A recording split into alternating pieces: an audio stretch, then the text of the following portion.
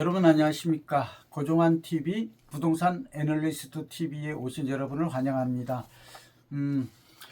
지난주에 부동산 시장이 격변기가 온다 이런 얘기를 했는데요. 오늘은 때마침 공시지가가 발표가 되어 있고, 또 하나는 여야 간에 이제 그 대선 공약이 어느 정도 자세한 건 나온 건 아니지만 어느 정도 윤곽이 드러나서 근본적인 차이점은 무엇인가. 요즘 제가 삼성생명이라든지 건설 전문 그 조합이라든지 또 이화여대 이런 데 강의를 농협하고 갔더니 아무래도 이 정치 변화, 그러니까 정책의 변화가 부동산 시장이 변곡점이 오는 게 아닌가 궁금해하는 분이 많아서 그런 시간을 마련했습니다. 우리 부동산 시장의 작동 원리 중에 제가 선행지표법을 많이 강조했잖아요. 그게 첫째는 전세값이 오르면 집값이 오른다. 두 번째는 거래량이 증가하면 집값이 오른다. 세 번째는 땅값이 오르면 집값이 오른다. 이런 얘기 많이 했잖아요. 그러니까 부동산은 토지와 건물로 구성되어 있으며 지역성, 그래서 지역별 양극화가, 그 다음에 위치성, 입지성 변화 이런 걸 주목하라고 그랬잖아요. 진인 독특한 재화라고 얘기를 했는데, 그런 원리를 좀 상기시키면서 저희 얘기를 들으시면 쉽게 이해가 갈 것입니다. 오늘은 땅값이 올랐다는 5월 1일이니까 이제 2일 지금 녹화를 하고 있는데, 이런 것들은 굉장히 주목할 만한 변화이고, 그리고 또 하나는 땅값의 변화를 보면 아파트를 비롯한 집값이나 그 다음에 빌딩, 상가, 상가는 대지 지분이 워낙 적으니까 그런데 오피스텔 이런 앞으로의 변화를 예측하는데도 몹시 유용한 대표 지표다라는 말씀을 드리고, 이 첫 번째는 서울시의 발표에 따르면 개별 공시지가를 이제 지난 30일 날 발표를 했는데요. 올해 공시지가 상승률은 4.02, 약 4%입니다. 뭐 소수점. 지난해 1.33에 비해서 2년 연속 오름세가 상승폭이 굉장히 3배 이상 커졌죠. 이 얘기는 두 가지 의미가 있습니다.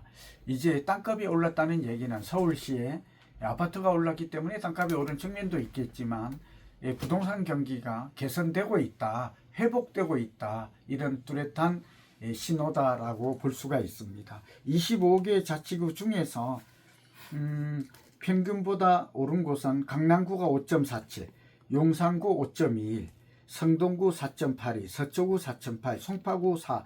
이 송파구 같은 데는 평균하고 거의 비슷하지만 4%가 평균이라고 그랬죠. 역시 강남, 용산, 그 다음에 성동, 서초, 송파. 그러니까 강용성이죠. 딱 이 지역의 땅값이 많이 올랐다 하는 것. 아파트도 오르면 올랐고 땅값이 올랐고, 이거 서로 연관관계가 상관도가 높다, 이 얘기인지 아시죠? 상승한 토지가 비중인데 98.8%, 약 99%가 올랐어요.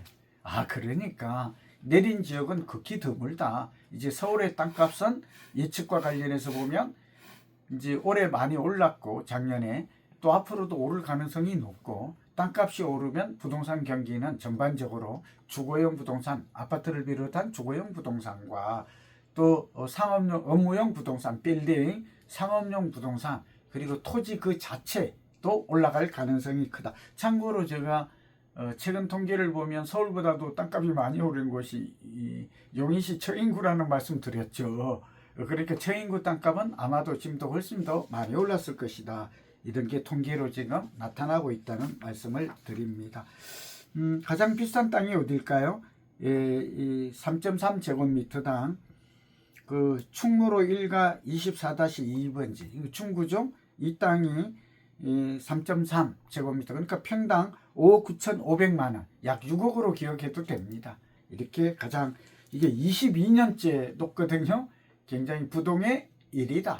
두 번째 높은 곳은 이 부근이 될 것 같기도 하고, 아마 강남구의 땅값이 가장, 강남대로 같은 경우도 10억이, 그러니까 우리 이렇게 많이 했죠. 공시가격보다 실거래가가 안 됐지만 추론해 보면 명동의 한 평당 가장 비싼 중심지, 핵심 입지라고 그럴게요. 코어 로케이션 땅값은 거의 12억에서 11억에서 12억 정도 될 것이다.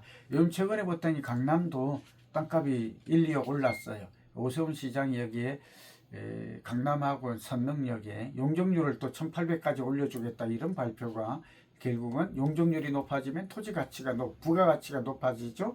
이런 것들이 거래는 잘 안 되지만 땅값을 올리는, 뭐 저는 좀 바람직하지 않은 면도 있다고 보는데, 어쨌든 그런 일들이 뭐 필요하니까 필요성이 있겠죠. 뉴욕이나 런던이나 도쿄 같은데, 특히 홍콩 같은 데는 뭐 1800, 1500 이상, 우리는 이제 상업재가 900%, 1000%지만 우리보다 2배 높은 건 다 알려진 사실입니다. 자, 땅값의 변화가 어떻게 나타나고 있고, 또 앞으로 이 땅값이 부동산 시장에 어떤 영향을 미칠지, 그러니까 이 토지 가격과 아파트 가격의 상승이 일치하더라. 이건 너무 당연한 얘기지만 이런 걸 참고로 하면 도움이 될 것 같아요. 두 번째는 아무래도 질문이 가장 많은 게 앞으로 부동산 대통령 이제 6월 3일이 선거입니다만, 이재명 대표가 이제 야당의 대표로, 여당은 아직 안 나왔죠. 한동훈, 김문수, 또 한덕수 전 총리, 그러니까 대통령 권한 대행까지 산파전이 될 것으로 보이는데요. 어쨌든 나오지 않았습니다만 최근에 관심이 높으니까.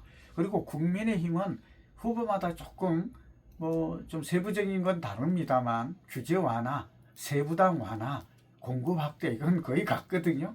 그렇기 때문에 큰 차별성은 없고, 우선 지금 건설 경기도 안 좋고 양극화 현상이 되고 또 공급 부족 우려, 여기다가 지금 트럼프까지 관세, 뭐 이런 것들이 지금 시장을 강타하고 있다. 사중고다 하는 얘기는 드렸죠. PF 문제까지 합하면 사중고가 지금 시장을 짓누르고 있다라고 볼 수 있습니다. 자, 그러면 과연 이재명 대통령이 된다면 관심이 여기에 지금 많이 쏠리죠. 1위로 나가니까 될 가능성이 높다고 보는 것 같아요. 이건 저의 개인 의견 아닙니다. 네, 그런 점에서 이재명 후보가 이제 확정이 됐고, 또 과거의 문재인 노무현 정부 때와 다시 반복되는 게 아닌가. 뭐 다 어떤 정책인지는 짐작이 가자 기억하고 계시잖아요. 근데 세 가지가 좀 달라진 것 같아요. 첫째는 공급 확대에 방점을 두었습니다. 250만 가구를 매년 50만인데 민간에서 40만, 공공, LH나 SH, GH에서 10만 가구를 공급하겠다. 그러니까 공급 물량이 그렇게 줄어드는 건 아니죠. 50만 가구를 뭐 계획대로 된다면 지금의 공급 부족 문제는 어느 정도 해결이. 두 번째는 재건축. 뭐 서울이나 부산, 대구, 광주, 대전, 대도시 같은 경우, 수원도 물론이고 인천도 이게 재건축 재개발 없이는 공급이 안 되잖아요. 그러다 보니까 이걸 인식했는지 정책에도 재건축 재개발은 그대로 하겠대요. 두 가지. 하나는 1기 신도시에서 노후 계획 도시는 그대로 밀고 나가겠대요. 그러니까 큰 차질은 없을 것이다. 이제 불안감을 해소한, 저는 바람직한 거라고 보이고, 두 번째는 재건축의 용적률을 1.3배 정도 높여주겠다.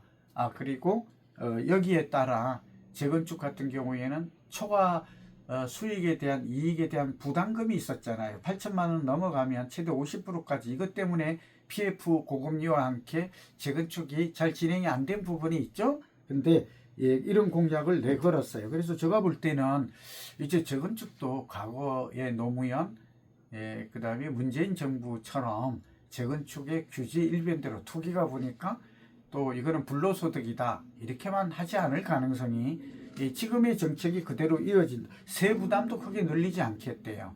뭐 과연 그럴지. 그래서 다주택자 양도세 중과라든지 이런 부분이 생각보다도 일시에 갑자기 높아지지는 않을 거다. 지금 제가 연합뉴스 기사를 보고 있거든요.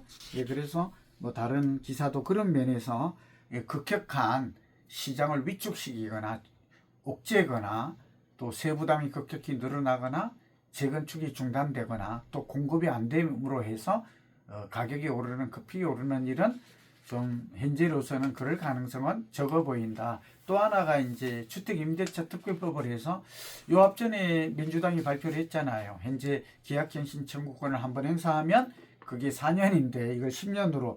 근데 10년은 좀 반대가 많았어요. 제가 볼 때 한 6년 정도는 되지 않을까. 그러나 서민들, 특히 무주택 서민들을 위한 이 부분은 조금 그럴 변화될 여지는 현재로서는 단언할 수 없지만 좀 이해가 됩니다. 국민의힘을 보니까 김문수 후보가 지금 좀 가장 1순위로 지금 1등으로 나오는데, 월세존을 만든다든지 또 아파트 오피스텔 이제 공급을 확대하고, 공존형 주택 보급 대책, 청년 맞춤형 이런 대책, 특히 그 대학가 원룸존을 만들어서 용적률이라든지 그걸 완화해서 또 공공주택은 10% 이상을 1인 가구 맞춤형으로 하겠다. 이제 1인 가구 청년들의 초점이, 주거정책의 초점이 맞춰졌고요. 눈에 띄는 것은 오피스텔을 세제상, 주거용 오피스텔이라 하더라도 세금 중과 대상에서 제외하겠다. 주택수에. 그런 얘기를 내놓았거든요. 저는 그럴 필요도 있다고 봅니다. 이게 오피스텔 가진 것 때문에 1가구 2주택이 되고 뭐 이러는 것은 현실적으로 볼 때 오피스텔 하나, 집 하나 있고 오피스텔 하나 가진 사람은 이거는 특히 또 주거용 오피스텔, 업무용 오피스텔은 분양도 잘 안 돼요. 그러니까 오피스텔도 나름대로 소형 주택, 1인 청년 가구를 위해서는 주택 공급 기능을 하고 아파트의 부족한 면을 좀 대체하고 보완해 주는 보완제 기능이 있거든요. 한동훈 후보는 재건축 재개발 아마 초과이익 환수제에 초점을 두고, 그 다음에 그 폐지를 주장했어요. 아예 이익 환수제, 용적률 건폐율 완화를 해서 재건축 활성화하겠다. 그러니까 윤석열 정부의 정책의 연장선에 있는 것이죠. 공공기여분을 낮추고 그린벨트 해제 지역은 청년과 신혼부부에게 일반 물량을 공급하겠다. 이런 내용입니다. 큰 공급 확대라는 관점에서는 큰 차이가 없다라는 걸 알 수가 있고요. 또 하나는 여기 그 이재명 후보 같은 경우는 아까 잠깐 놓쳤는데, 세부담 완화, 다주택자에 대해서도 세금만 열심히 내면 뭐 여기에 투기적인 그런 거는 없다 하는 얘기가 또 나오고 있습니다. 불로소득에 대해서는 사실은 이재명 민주당 같은 경우는 굉장히 강력했잖아요. 근데 어쨌든 이런 쪽은 앞으로 뭐 기본소득이라든지 이런 거와 맞물려서 아무래도 공공기여나 이런 점은 늘어날 가능성이 있는 것으로 그렇게 보입니다. 그렇다 그러면 앞으로 유망한 부동산은 어디일까?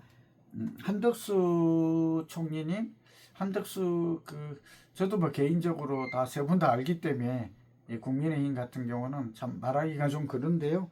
아니, 나오지는 않았지만 윤석열 정부의 정책이 그대로 좀 이어지지 않을까. 큰 변화는, 가장 큰 변화가 없을 것들은 아마 한덕수 대통령 전 대행께서 하시면 가장 변화가 좀 적은, 그러니까 시장 친화적인 정책이 된다. 세부담은 완화한다. 재건축 재개발을 활성화한다. 상기 신도시 이런, 또 이제 이렇게 일기 신도시 포함해서 될 것 같다. 다만 이재명 대표님은 4기 스마트 신도시를 하겠다. 뭐 이런 공약이 눈에 띕니다. 그러니까 청년들과 신혼부부 맞추면 수도권으로 나오게 되겠죠. 저는 개인적으로는 결론적으로 민주당과 국민의힘의 정책이 누가 대통령이 되든 과거와 같이 그렇게 극과 극을 오가는 정치와는 다르게 경제정책 포함해서 그렇게 되지는 않을 걸로 그렇게 예상이 됩니다. 뭐 예측이 되고 시장 안정이 된다는 점에서 뭐 그렇게 우리에게는 불안 요인으로 작용하지 않는다는 점에서 지금까지 나온 정책 다행이고 그나마 저는 바람직하다라고 봅니다. 두 번째는 재건축 재개발 가진 분들이 가장 크게 우려하는 게 재건축 초과 이익 환수제가 다시 부활되는 거냐 또는 폐지되는 거냐 하는 것인데, 민주당이 된다면 폐지는 아니고 일부 완화 정도로 보는 게 좋겠습니다.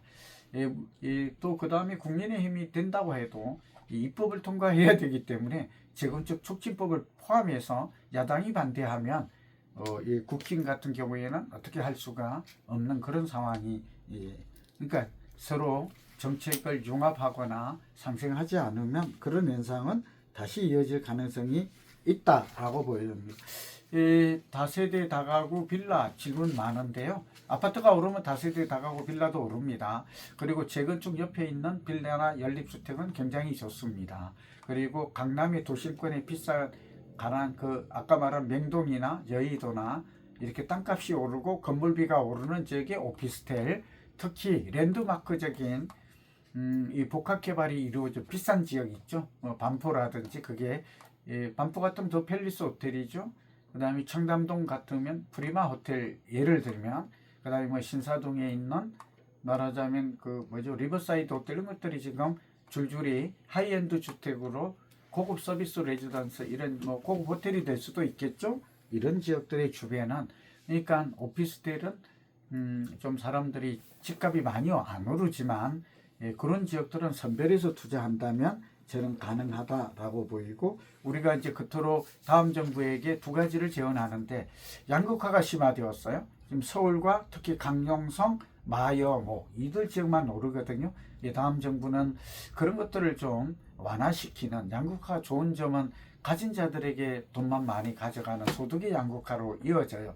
그러니까 주거의 트렌드가 도심이고, 그러니까 말하자면 교육, 교통, 그 다음에 쇼핑, 녹지, 병원 이런 것들로 압축되죠. 5군데로 압축되는 건 어쩔 수가 없는데 이런 것들을 좀 균형.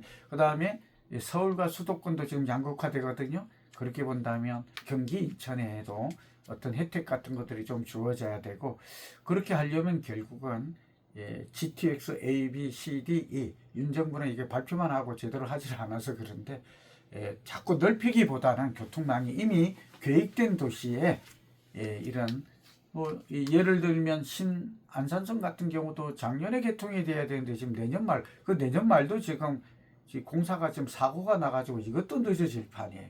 그러면서 뭔가 자꾸 색을 내거든요. 그다음에 이제 지방으로 갑니다. 양극화 지방에도 그래서 제가 볼 때 지방의 아파트 같은 경우에는 주택수에서 빼준다든지, 양도소득세 세금을 한시적으로 면제해 준다든지, 대출 규제에서 완화해 준다든지, 뭐 얼마 전에는 지방의 아파트를 가지고 있으면 뭐 그런 혜택, 예를 들면 뭐 2주택에서도 제외해 주고 제2의 뭐 고향이랄까 이런 제도도 나왔잖아요. 본적 그렇게 주소지도 한다고 그러는데 지방을 살리는 이런 획기적인 대책이 나와서 한마디로 전세에 사는 사람들에서는 공공임대를 많이 소형을 늘려주고, 두 번째는 집을 가진 사람도 물가 상승률만큼 오르게 한다든지, 그리고 서울에 집을 하나 가지고 있어서 어디에 가져 있냐에 따라서 소득과 자산의 양극화가 이렇게 막 20배, 30배씩 벌어지는, 또 서울의 강남 위주로 강용성, 여목 위주로 이런 것들은 어떻게 해야되는지 좀 막는 그런 장치가 좀 종합적이고 좀 체계적이고, 그 다음에 모든 사람들이 내 집 마련할 수 있는 기회도 준과 동시에 또 서민과 중산층이 또 점핑할 수 있는 그런 부동산 정책이 나오기를 기대하면서 오늘은 여기서 마칩니다. 여러분 경청해 주셔서 감사합니다.